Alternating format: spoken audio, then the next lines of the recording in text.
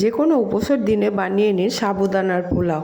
এই সাবুদানার পোলাও বানানো খুবই সহজ। এখানে নিয়েছি হাফ কাপ মোটা দানার সাবুটাকে ভালো করে ধুয়ে নিয়ে জল দিয়ে আমি ঘন্টা দুয়েক ভিজিয়ে রেখেছি। দেখুন সাবুদানাটা ভিজে গেছে, এবার জল ঝরিয়ে রাখছি।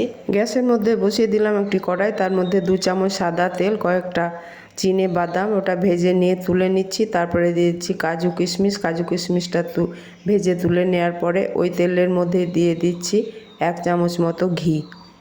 ফোড়নে দিচ্ছি হাফ চামচ জিরে, 2টো কাঁচা লঙ্কা, একটা তেজপাতা। তারপরে দিয়ে দিচ্ছি ক্যাপসিকামগুলো একটু নেড়ে চেড়ে। তারপরে দিয়ে দিচ্ছি গাজর ও মটরশুঁটি, আর দিচ্ছি হাফ চামচ আদা বাটা, 1 চামচ লবণ।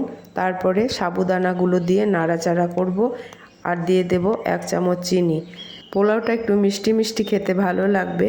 আর দিয়ে দিচ্ছি হাফ চামচ জিরে গুঁড়ো, হাফ চামচ গরম মশলা গুঁড়ো। তারপরে এটাকে খুব ভালোভাবে মিশিয়ে নিয়ে দিয়ে দেব ভেজে রাখা কাজু কিশমিশগুলো। তারপরে দিয়ে দিচ্ছি আধখানা লেবুর রস। তৈরি হয়ে গেল সাবুদানার পোলাও। রেসিপিটি আপনাদের ভালো লাগলে চ্যানেলটিকে সাবস্ক্রাইব করে আমার পাশে থাকবেন। ধন্যবাদ।